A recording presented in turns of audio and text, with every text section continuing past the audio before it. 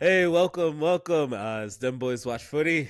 Here to give you another week of hard hitting analysis with some culture and some fun mixed in with the wide world of footy.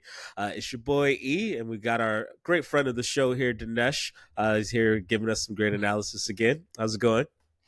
Doing well, eh? How are you, mate? Hey, doing pretty good, pretty good. It was a very weird weekend. We'll get into it, but the Sure football we gods will. were the football gods were not happy with us in the dark arts right before Halloween. But wanted to give everybody thanks again for giving us a listen to Dem Boys Watch Footy. We are now almost at 1,000 subscribers. We are a little under 75 away from hitting 1,000 subscribers on YouTube. So much appreciated. Thank you all again for giving us a listen. If we can get those numbers up, give us some love on Instagram as well at Dem Boys Watch Footy. We are on IG at that handle. We're also on Spotify and Apple Podcasts, wherever you listen to your podcasts. Thank you all again. All right. Now let's get into it. As you see, Dinesh is proudly waving that Liverpool FC scarf. So we will start a Premier League roundup there. Liverpool had a nice little hard fought win, 2-1 over Chelsea FC. I felt as though the match was it was a little boorish at times. You guys kind of sucked the air out of the match, and you got your penalty. You got a controversial spot that we can talk about that also involves an Arsenal issue as well with the Premier League officiating. But want to hear from you, Dinesh. Tell us about your squad. Yeah, I mean, I'll start with this was a huge test. This is a Chelsea team that I think only have lost to Man City in the league, right? So Yeah, this was, we've played a few, and I'm not getting too excited yet, right?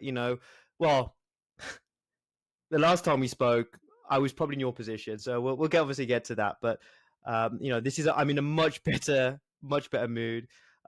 This was this was a tough team, and again, arguably one of the best players in the world on form with Cole Palmer. Yeah, okay, I said that. I said that. Him and probably Lewandowski coming into this game. Lewandowski, I think he scored another couple of goals right just at the weekend. yeah, over for Barcelona. Yep, Yeah, yeah. Honestly, before this game, Cole Palmer, he's got 4 goals in like half or something insane, like a couple of games before this. So, um, people joke about him being, too stupid to feel pressure and all that stuff, but have no doubt, this guy is quality. Cole Palmer, like his football brain, no matter what you think about his rest of his smarts, he's got football smarts for sure. This guy has. So, I really rate him. He's one that I think Man City will, and they probably already are regretting letting him go. for sure. But to Liverpool's credit, we dampened him. He had hardly, he had a couple of looks, skied a few balls. I saw, Yeah, but he had generally the speaking, soccer treatment. yeah, yeah, yeah, got sacked. But yeah, completely diminished, really, for the most part. I feel like you're right. This isn't Klopp's Liverpool. This is Slot's Liverpool. Yep. If I hear anyone say slot ball again, it's just going to be what the hell. But it's a very measured approach. I mean, if I think I heard this, someone said they said if like Klopp was a an emotional father, right? Slot might be a football genius. I don't say yet. Might be. We don't know yet. We don't know yet, right? We are Because we in don't have October, to. sir. It's too early. I know it's too early, but might be. He's showing the the some hints that this could be something special. Again, super. Again, I didn't know. Like we spoke about this before. Him coming in, I didn't have huge expectation. I thought we were going to have a post Fergie type downfall for a bit. Hmm. But this has been again we've been there before. Liverpool fans have. We're not having false dawns here yet. We'll be patient, but it's looking promising, and that was a big win. That was a big test. The thing I'm really looking at with you guys right now, the defense. I think that was only the third goal scored all season on that Mhm. defense. Uh, Everybody says how bad Trent Alexander-Arnold's defense is, but he was not maligned. That man was in the fray. I mean, he had a controversial call go his way against Jadon Sancho. He got all ball, but he also went through the man to get that ball, and there was no penalty given. But to your credit, you only gave up one goal to Jackson on a. I mean, he's hit that shot many a time, and he actually got it off. So nice little piece of individual brilliance. But yeah, like you were talking about Slot. I mean, what he's instilled within the squad is belief within the defense and then playing through there. One thing that Klopp always did was you knew that it was just a controlled chaos all around. Slot has just made sure that your back four are solidified, similar to what Arteta has done at Arsenal. But you already have Virgil, you have Konate, you have Robertson, you have Trent.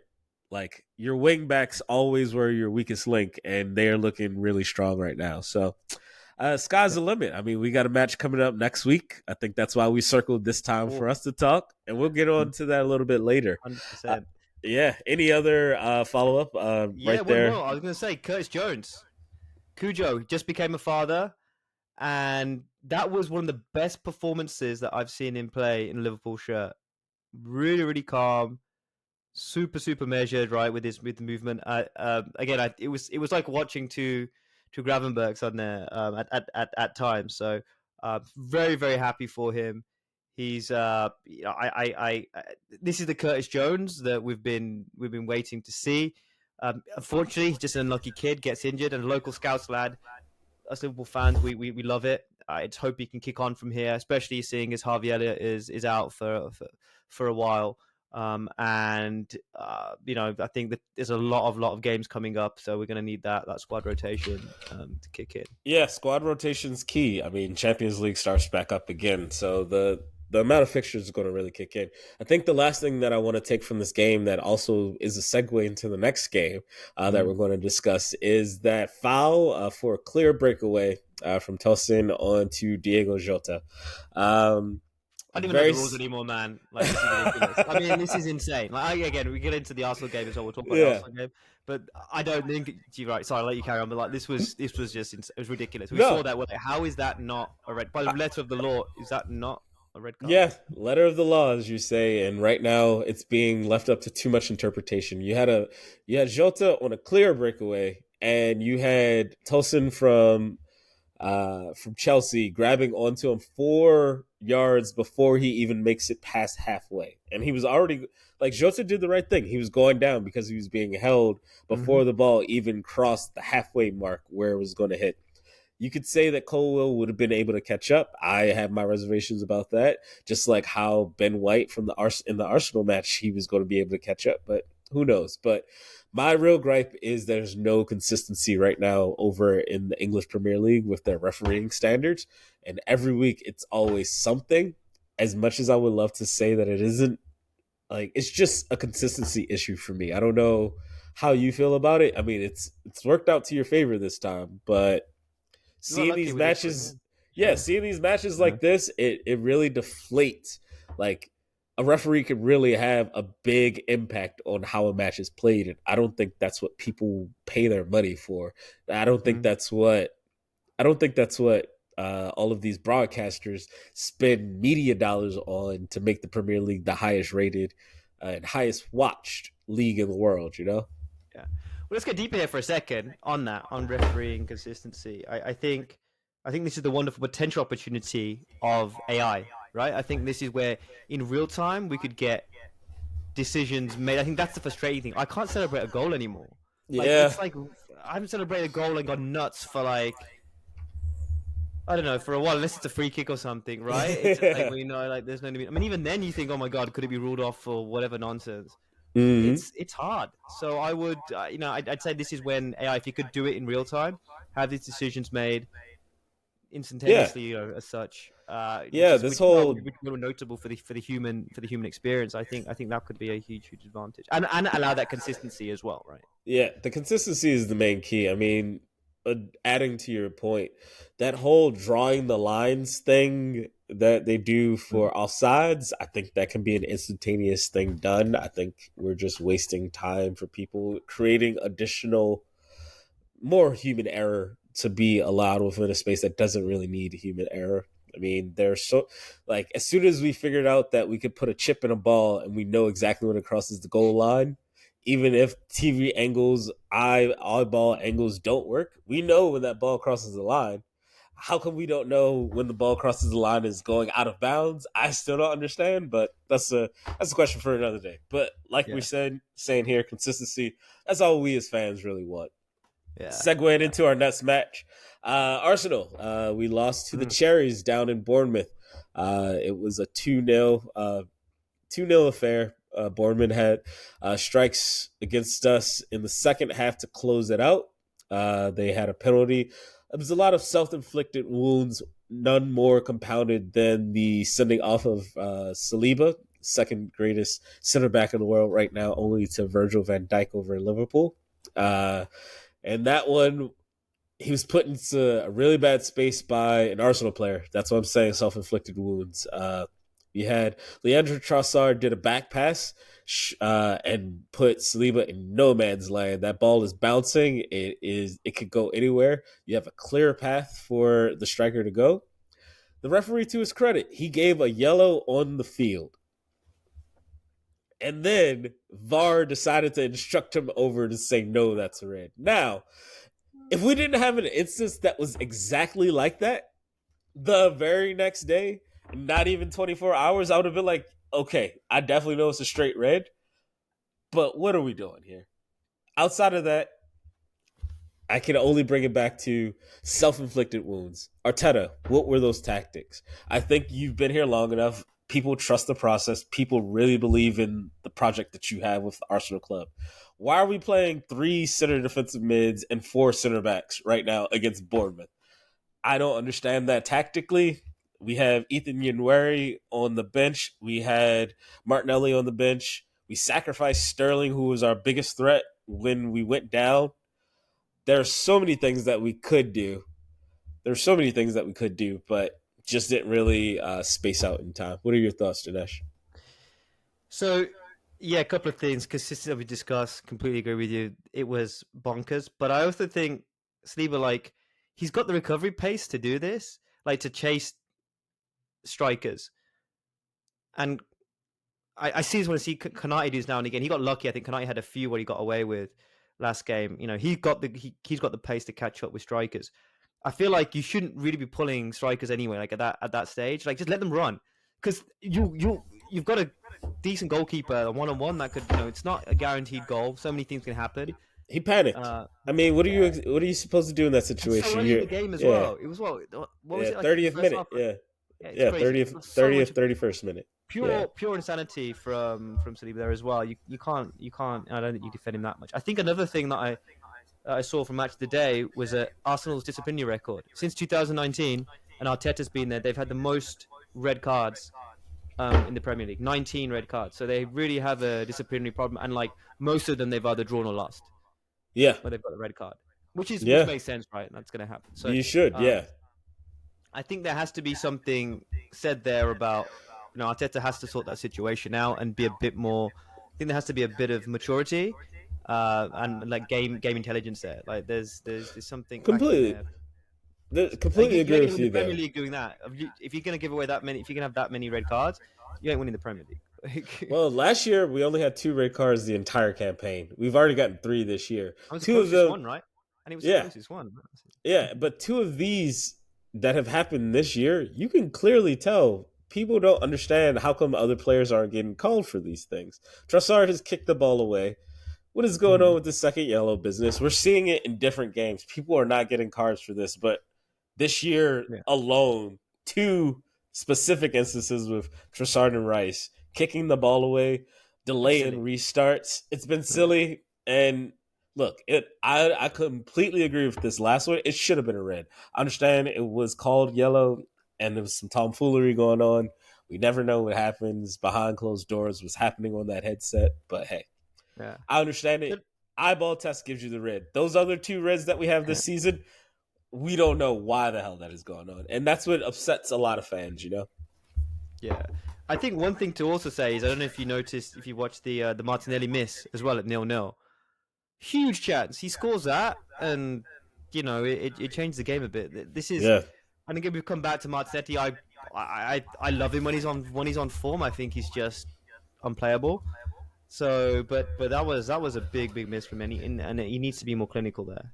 Yeah, he definitely has to. I mean, one issue that continues to arise is now that Saka is hurt and we also have Odegaard hurt, where's our creativity coming from? How come we're barely being able to breeze past some of these squads that like we're Arsenal. We should be walking into places again, strolling up and saying we're strutting our stuff. But right now, I don't feel comfortable going to some of these places. We have this match coming up against you guys at Liverpool, and I am worried. Like this will Big be test, your another big test. real Yeah, first big test. I was feeling that Chelsea was like a nice little get your feet wet, get your toe really dipped into the craziness of the Premier League for Slot. But right now, he's going to go away to another squad that is fighting for the title.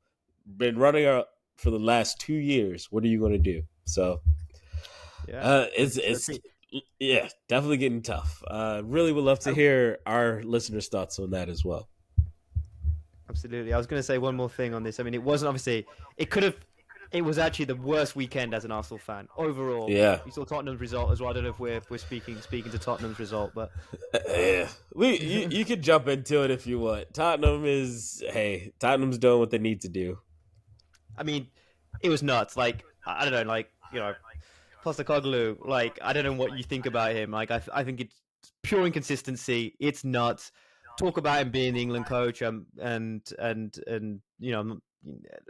I think he seems like a really good fella to just have a beer with or something, right? But he got his Yeah, tactics mate. right here. He got his tactics right 100% at halftime. He took off James Madison, right? He put on Sarr, and they've got a bit of a cult hero in Dejan Kulusevski, right? I like him. Yeah, I like him a lot. Super versatile. Reminds me of like uh, he's kind of attacking James Milner or something, right? That player who could just play yeah, across multiple, but he actually scores a lot. James Milner did score, obviously, penalty king.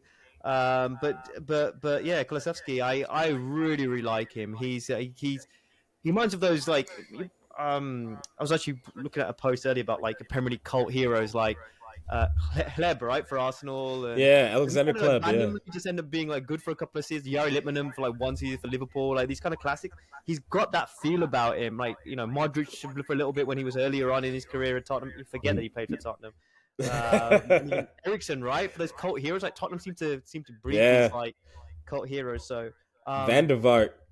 yeah, as well. These like Yeah, players who just end up doing good. He's definitely one of them. I think one other thing to mention is Min Son as well. Like he was back just on fire as well in this game. Like really great. I really like him. I'd have loved to if he'd have come in and replaced. If he'd come in when Mane went for Liverpool, I would have loved him. But he's staying at Tottenham. They made him captain, yeah. and I think there were some silly fans saying that, oh yeah, are we better? Is Tottenham better without Son than with him? Man, no, that's just ridiculous. Like Son is a I world class. mean, the issue, honestly, is playing Son as a left winger within this formation now that they don't have Harry Kane.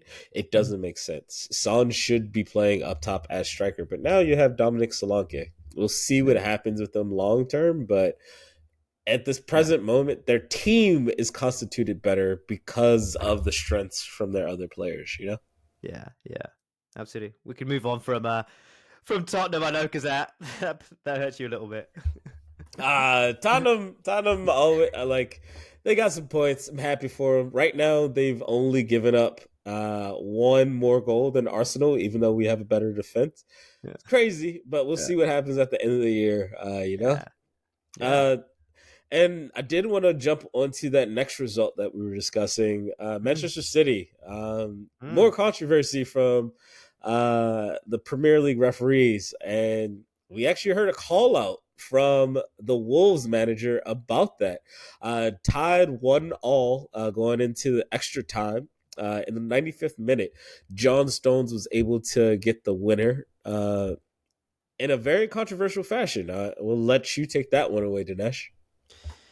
Yeah, it was in extra time, right? At the 95th 95th or even beyond that, right? It Yep. was Well, the goal came in the 95th minute. Yeah. 95th minute, right? Yeah, on a corner, right? Came on a corner. Bernardo Silva, if I recall, was back against the keeper Sa, and He was boxing him out. yeah, but then he moved away, right? The header went in, so um, it was seen as not impeding the He keeper's vision. Like this is we've had goals disallowed against us with all of our dark arts talk yeah, about yeah. Arsenal and our corner kick routines. I would clearly say that he was impeding the goalie from moving in many instances on that one. And like I said earlier in the run up, uh, Wolves manager Gary O'Neill, he actually said like, when have you seen decisions in crucial moments go against Manchester City? When's the last time you've seen something like that? And I really had to think like they've always had the benefit of the doubt, especially since their first title run in against Manchester United. And you see that sprint away with Sergio Aguero having his shirt over his head because he just scored the winning goal for that match. But there was a few fouls in that box. Mario Balotelli was offsides.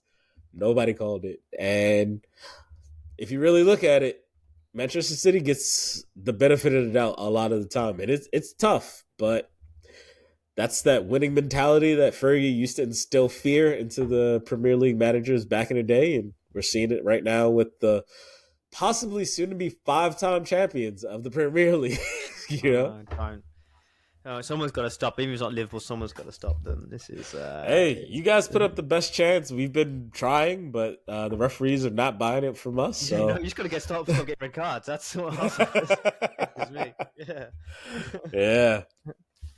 Yeah, otherwise, like that game, it was a wonder strike by Guardiola, right? That was it was insane. Yeah. Like, he's like I haven't seen a goal scoring centre back like that for a while. Like, I can't well, I mean, he's being played out of position too, so yeah, banger after banger after banger with him. It's just like yeah, it's pretty amazing to see, especially with Ake hurt. He's been taking his place more. So Company actually, no, I remember actually thinking last time they had like someone who could just score like absolute screamers. Vincent Company has one. He has one amazing screamer, and that's it.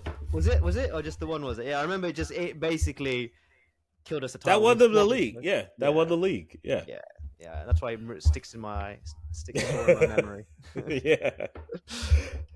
And then to close out our loop with the Premier League this week, we want to look towards next week.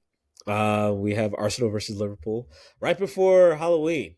Darker Arts FC versus Liverpool, the darlings of the Premier League this year. Want to hear some cogent analysis from my buddy Dinesh. So, first of all, do you really think that Liverpool are the darlings? I think a lot of people don't like Liverpool in the UK, at least. No, well, in the UK, but everybody, I feel as though as an Arsenal fan, there's an actual agenda against us. As factual as it may not be, in my mind and in my heart, and watching some of these calls from the referees, I have that feeling.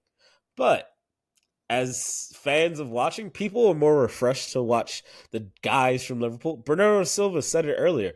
At least with Liverpool, they tried to win the league against us. They really went for it. And they lost, but they really went for it. And we really love the fact that they went for it. I feel as though other just watchers are okay with Arsenal not winning or continue to get better within that space. And I think that's just how we have to live. What about you? I hear you. Yeah, no, I hear you. I think I know we're going off topic a little bit, but we'll definitely get to predictions and stuff like that. But before that, I just like to say, yeah, there is. I don't know. We have like I think this Liverpool team, built initially on Klopp's, on Klopp's ethos of having the right kind of characters. I think that was super, super important. Not having like relying on one player, huge egos. You could argue Mohamed Salah a little bit. It has, but in fairness, we're not having these. We haven't had a pantomime villain since Suarez, I'd say, right? Nunes a little bit, but you like bless him, he. He always takes off, Yeah, a little bit, but he's just immature, right? You don't feel that he's actually malicious, trying to bite someone's ear or whatever, right? But yeah, I think the ethos of the team is very, you've got to fit a certain character.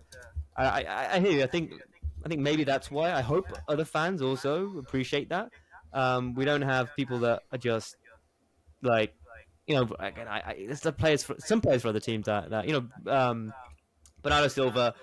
Uh, I think great player, but he's so annoying. He's so frustrating. Even Fernandez, right, for Man United, for United,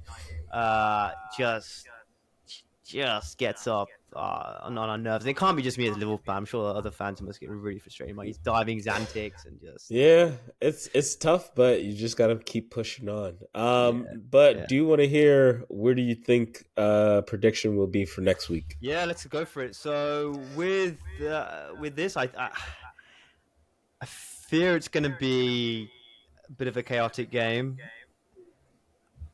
I think there's gonna be goals. Definitely I will be goals. Yeah, I'm going for 2-2. I'm going for a draw. You going for a Uh, draw? yeah.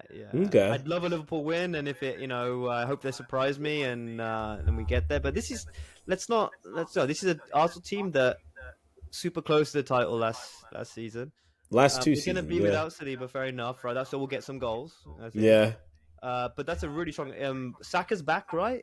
Is Saka back? Possibly. We'll see. Depends on we play Shakhtar a little bit later this week in Champions League. We'll see what the team kind of looks like. Yeah, gotcha. So this game might be the one where Sterling actually comes and hurts us. We've had played him numerous times. I think he scored a couple of goals against us, right? But nothing where he's due a good game against us as well. So this might be one where he gets one. Our keeper, right? We don't have the world's best keeper at the moment. Hey, man, you got to be healthy to be called the world's best. So, Yeah. yeah. I mean, honestly, come on. Like, I don't know many other keepers that are as good as Alisson Becker. Just his presence. I mean, he's just Very true. Very yeah. true. Yeah. So Um, yeah, what do you think? I'm thinking right now, as it currently instituted, I'm feeling as though Liverpool somehow get a red card. Uh, Mm. I don't know why. I think it'll be the one time that the referees like give us some mercy, and they're just like, "See, we're actually trying to help you."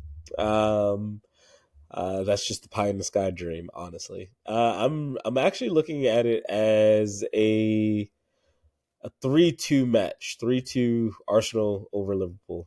I do feel as though it can go topsy turvy if Arteta actually plays to his convictions and doesn't play a soft. I really feel as though right now our team could be better than Liverpool as constituted right now. Probably Liverpool in the new year when we play again the reverse fixture, it'll be a completely different match. But I think our squad, as currently constituted, is a better squad than Liverpool's team. That's hope, and that's that just swells within me, and we'll see what happens. So I agree. I don't think this Liverpool team, player for player, has the best team. I think this is just. I think this is to Slot's credit. I think he's really coaching them in a place which tactically is making them super astute, measured, and you can really see a style of just it's measured pressing. It's not rock and roll. It's just like you can see the patterns and the movement of how this is happening, and they've only come undone like once, right? To be honest, right? So yeah, yeah, not to say that could happen again, and it could happen against one of the most one of the stronger teams. So this is going to be a super exciting game. I remember that. I don't know if you recall back in the day some of these seasons where it was like 2-4-4 matches yeah. we had. So I don't know if it's going to be. It might be one of those, but if you but equally Arsenal could totally do this as I well. used to love watching that compilation match of Andre Arshavin with the Oh, 4 goals. That yeah. was one of the most amazing.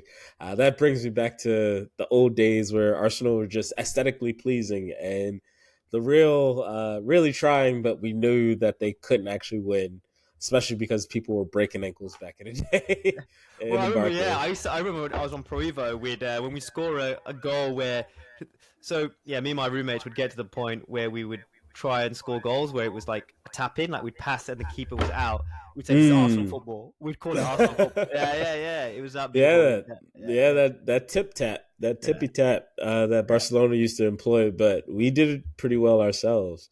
yeah. Wanted to thank everybody again for giving us a listen to Dem Boys Watch Footy. It's your boy E, Dinesh on the ones and twos. Um, I will push on it onto our main topic right now. So, Gianni Infantino, head of FIFA, just announced that Inter Miami has qualified for the tournament after an outstanding MLS regular season where they won the Supporters Cup and broke the points record at 74. Uh, the Inter Miami CF will open FIFA Club World Cup play at the Hard Rock Stadium in Miami June 15th, 2025. Now, our main topic really dives into how clubs do not want to participate within the Club World Cup.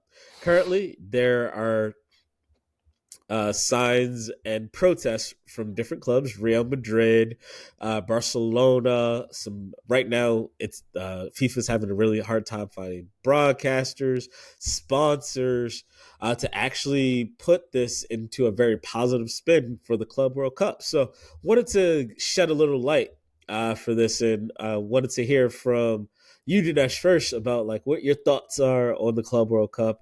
Do you think it's going to be a success within the United States? Like, kind of want to see where your head's at with this. Yeah, yeah. So first, Gianni Infantino, right? I saw that speech, and my God, is this guy like he just reeks corruption, right? This is so dodgy. I was just like, ugh, it just gives me the I could just I felt yucky just hearing it. And you can see Messi was like, "This is so cringe." It was terrible. So doesn't surprise me that a FIFA competition is receiving some negative, some negative opinions, let's say, and pushback. I would. I, this is interesting. I was actually thinking about this a little bit. I was like, this World Club Championship, in theory, it's a great idea, right? Summer, US. US is relative for a lot of parts of the world. It's from Europe, it's not too difficult to get to. In Miami as well, right? East Coast, so it's not people Yeah. from the US as well could watch it. America, from America, South America, etc. Um, in theory, brilliant idea. Uh, if it didn't come as if it was, I feel like it should be like a thing which is done uh every other year. There's not like a world championship. It should be like it's done every rather than every summer, right? I think this is something. I know this Mm-hmm. year we didn't win. Next year we're not going to have one. But coming off a summer a tournament, and then having a full season, and this, I think it can be a wee bit too much, and I can see why. And money plays a big part in this, right? From what I Yeah. understand, like Real Madrid was saying, they get like 20 million like euro per game, and they're getting like 20 million for the whole tournament The or whole something, tournament. right? Yeah, Yeah, they're not happy, and they've already Carlo Ancelotti's already expressed his displeasure for the match, and just throwing in some numbers. Right now, the valuation that FIFA has on their own tournament is $4 billion. Right now, Apple has already uh, put their name into the ring for the TV rights for the event, but they only put it in for $1 billion. They feel as though that was just a slap in the face. And the issue is before, like, we are less than 12 months away and the TV rights for the event haven't been sold. And when you really think about it, it's like if you have all of these other clubs around the world, they're really building off of the notoriety that the top clubs in the Forbes list are going to be able to bring. You know, uh, Barcelona, you have Real Madrid, Inter Miami is actually growing up there with one of the best. But as club teams, you see the big names from Europe, and then you have clubs from everywhere else right now, and that's just kind of where we are with how TV rights are really working around the world. But these other clubs, I'm surprised they haven't jumped in and said, "Hey, we're big ourselves too." I mean, you have River Plate over in Argentina, one of the biggest clubs in the world, and you're just like, guys, we're pretty awesome. You have the Saudi clubs. They don't need the money, but there's going to be a time where they're going to feel slighted for some of these issues arising. So, uh, within the business side, we'll see what really happens. I mean, it would be awesome if this was just like one big thing, but because the players' unions have also come out against this, that's where I have to continue to harp on like, do we really need this? It's awesome to have a lot of football, but are we just doing football to have football? You know? Yeah, yeah, I agree. I think we've got to think about this a little bit. I was actually just thinking about like like in theory, having a tournament like this is incredible, right? You want to see like the best clubs like literally have a world championship, right? Not and it not just be like a friendly. I think there's a lot that goes into this with the fact that summers are utilized for commercial tours, right? You want to for those who don't get to see, you know, Real Madrid, if you live in America, for example, and getting to Europe just for a footy match Hmm. can be challenging both financially and just time wise as well. Um, the, like, how do you structure? How do you plan for things like that? So, I I I I, I would love for it to be like, maybe done in those years which you don't have a summer championship. I think that could be something done every year where it's not a World Cup or a European Championship. So like in this summer would make sense. If it Well, wasn't yeah, I was gonna say the World Cup is upcoming the next year, so these the players are like, following. "Hey, guy, yeah," and players are like, "Hey, guys, we just came off of the Euro and the Copa last summer, and we saw how big that is, but we're tired."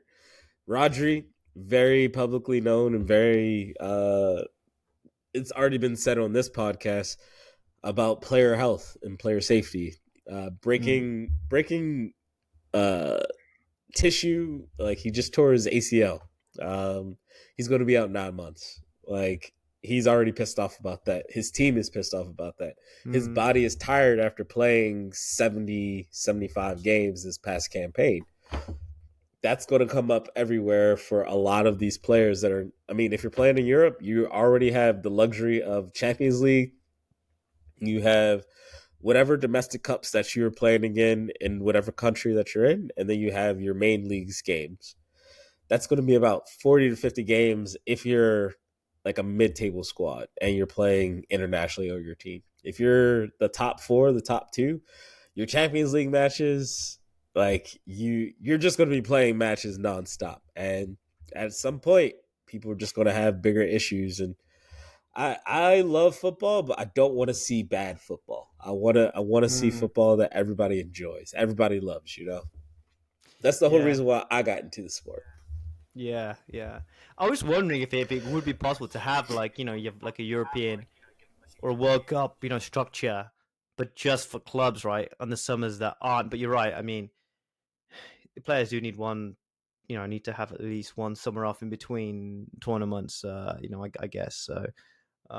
As much as we love it, and you want it to be competitive because like friendlies are just like I'm like the summers I itch to watch like football. That's why those summer tournaments are just are just so amazing. The World Cup in the US is going to be it's just going to be absolutely phenomenal. So excited for that.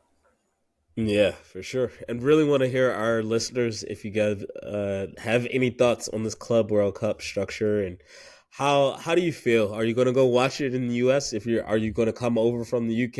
Or are you going to come over from another country to come watch these matches? Love to hear your thoughts on this. And finally, I want to give some uplifting news. So I will start first with amazing scenes right now over in Saudi Arabia. Seeing our boy Neymar.